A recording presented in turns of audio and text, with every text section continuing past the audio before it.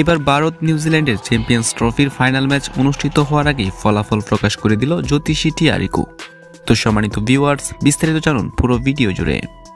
ICC champions ট্রফির নবম আসরের ফাইনালে আজ মুখোমুখি হবে ভারত ও নিউজিল্যান্ড। দুবাই আন্তর্জাতিক ক্রিকেট স্টেডিয়ামে বাংলাদেশ সময় বিকেল 3টায় শুরু হবে শিরোপার লড়াই।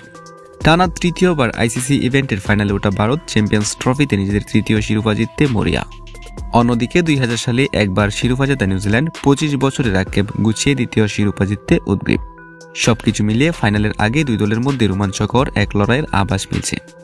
এখন দেখার অপেক্ষা ভারত 25 বছর আগে কিউইদের বিপক্ষে হারের প্রতিশোধ নেয় নাকি কিউইরা আক্ষেপ দূর করে। ভারতকে হারিয়ে 2000 সালে প্রথম শিরোপা জিতেছিল নিউজিল্যান্ড। পরের আসরে 2002 সালে ভারত ও শ্রীলঙ্কা যৌথভাবে চ্যাম্পিয়ন্স ট্রফির শিরোপা জিতেছিল। ওটাই ছিল ভারতের প্রথম ট্রফি।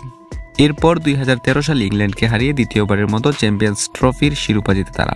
তবে 2017 সালে ফাইনালে পাকিস্তানের বিপক্ষে 180 রানের বড় ব্যবধানে হেরে শিরোপা হাতছাড়া করেছে। এবার শিরোপা পুনরুদ্ধারের লক্ষ্য নিয়ে মাঠে নামবে রোহিত শর্মা ও বিরাট কোহলিরা।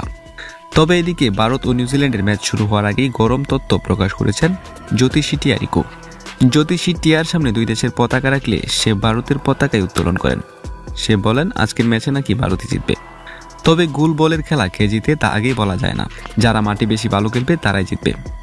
তো সম্মানিত ভিউয়ার্স, এই ছিল আমাদের হাতে থাকা সর্বশেষ স্পোর্টস আপডেট। প্রতিনিয়ত ক্রিকেট সম্পর্কে জানতে অবশ্যই আমাদের চ্যানেলটিকে সাবস্ক্রাইব করুন। ধন্যবাদ।